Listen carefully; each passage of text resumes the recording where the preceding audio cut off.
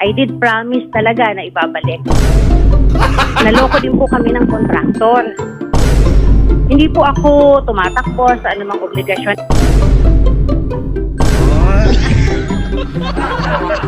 Nagkaroon ako ng anak na nagkasakit.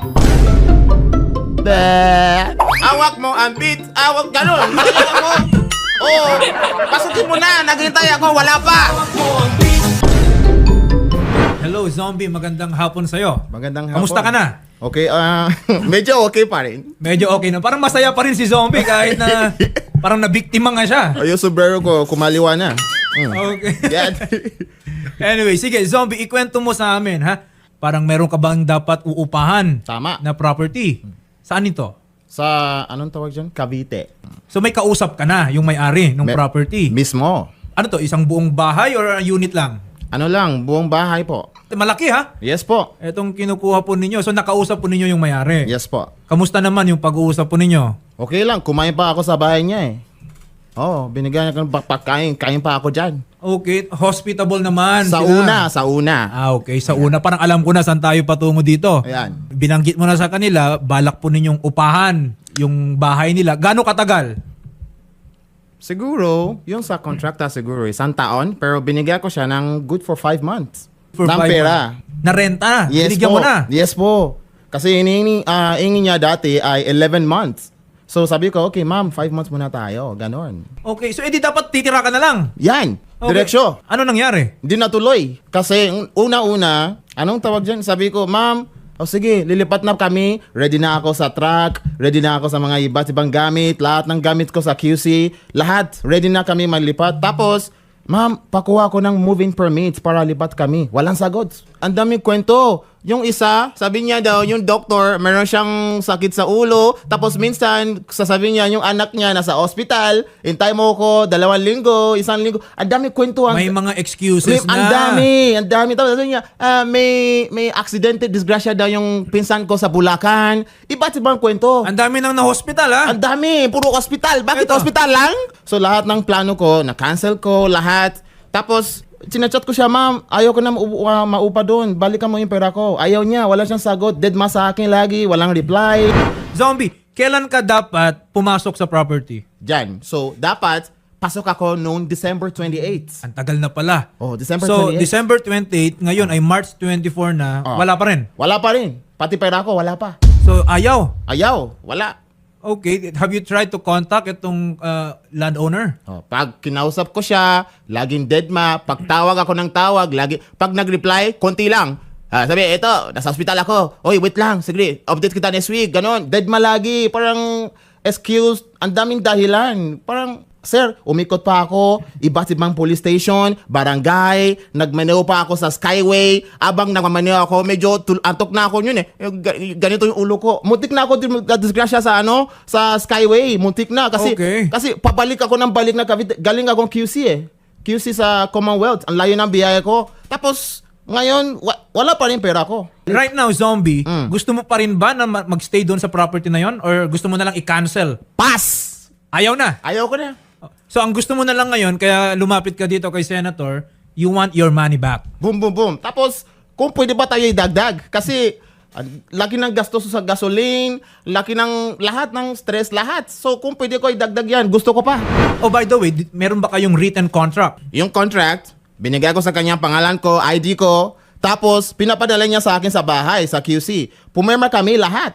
Tapos, pinapadala ko sa kanya para pumirma siya, tapos, hindi niya binalik. In short, yung signed nasa kanya. Nasa kanya. Pero do you have a copy nung kahit Mer- yung unsigned na rental agreement ninyo? Nasa email ko.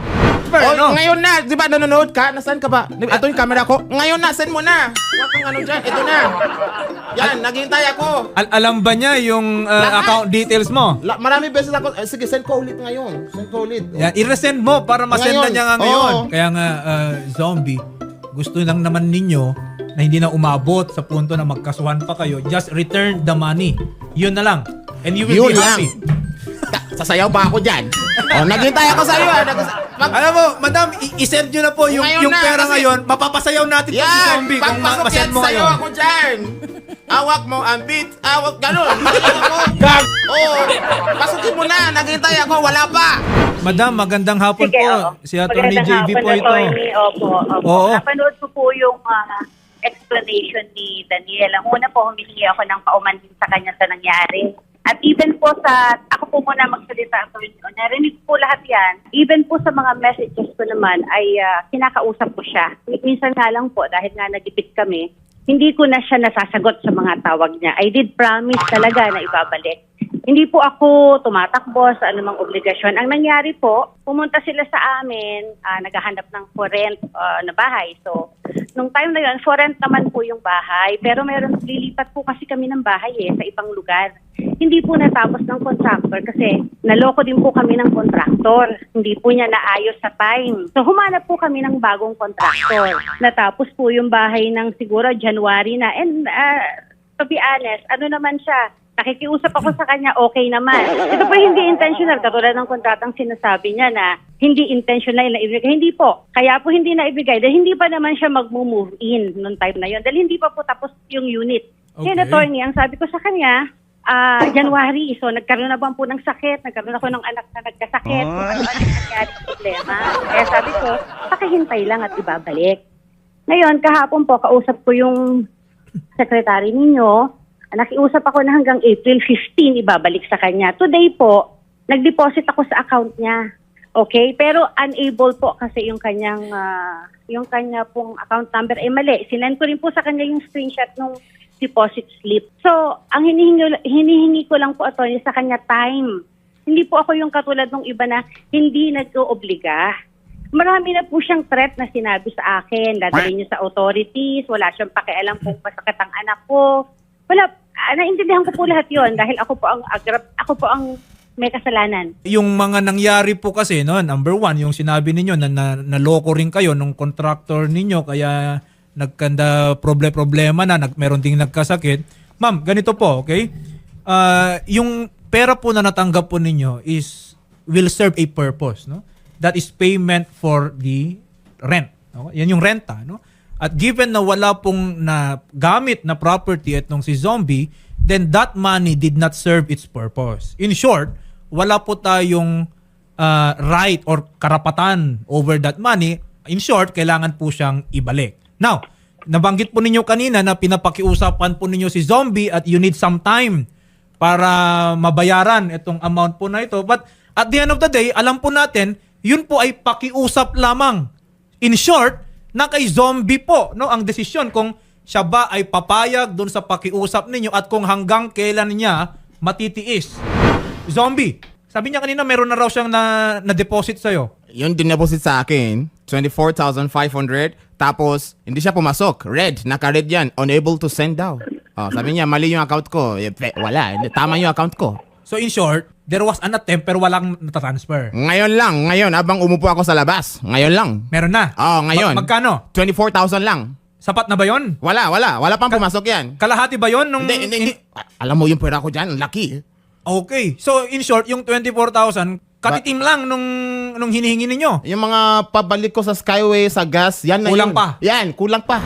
Ma'am Luningning, fully settle nyo na yung amount Yes due po, to Zombie? isi-settle ko po, opo. Okay. Isi-settle ko. Kahit naman po hindi siya dumating dyan, nasa akin naman pong isip na isettle. Time lang po ang kailangan ko. Ganon din. Puro time mula December 28, January, February, March. So, bakit nandito ako? Kasi wala ng time. Ubos na ang time. Bigyan mo sa akin ngayon, March 24, bago mag 4 p.m. Punta ka na sa bangko. Yan ang gusto ko. Bigyan mo sa akin. Ma'am, may tanong po ako. Nakuha ka ng pera sa akin, pero yung bahay niya, pinapaupahan mo sa ibang tao. May ibang tao na dyan ngayon. Ibang tao. Bakit ganon? Bakit ka ganon sa akin? Attorney, ganito nangyari. Mali naman, shortcut naman eh. Nang mag-refuse ka, ang sabi mo ayaw mo na, January yon. Nagkaroon lang po ng tao February 22. Okay. Yun po ang nangyari. Hindi po pwedeng may overlapping. Wala pong tao nung time na yon. Alright. De, pero, Kaya lang po talaga. Ma'am Luningning, Yes no? po. Just shed some light for us, ha? Di po ba, nung merong kayong bagong nagrenta dyan sa property na yan, di hiningan Attorney, din ninyo nung mga 5 months opo. advance? Opo, Di ba hindi lang po, yun yung hindi naman ibigay natin ganun. kay Kasi Zombie? Filipino po. Hindi kasi po, meron pong mga aberyang nangyayari sa aming pamilya. Hindi ko na po sasabihin. Ganito na lang po, attorney, para hindi na rin humaba. Nahiya din ako sa inyo. Yun lang po ang pwede kong ibigay. Wala, kahit naman po ngayon, sabihin niya sa akin, bigyan niya ako ng oras. Wala naman po akong ibibigay ng 4 p.m. Kaya iyan po ang laman ng account ko. Yan lang po, hiniram ko pa lang din po yan. At hindi po yung obligasyon niya, attorney. Pero kahit saan naman po tayo makarating, siyempre meron naman pong time. Nakikiusap ako sa kanya na hanggang April 15. Wala naman po akong ibang pwedeng ipakiusap sa kanya. May right siya para manakot. Tinitreat mo ko ng kung ano-ano tungkol sa authorities. Andito na tayo sa on-air ha? Okay. Zombie. Without Filipinos, wala ka rin namang vlog.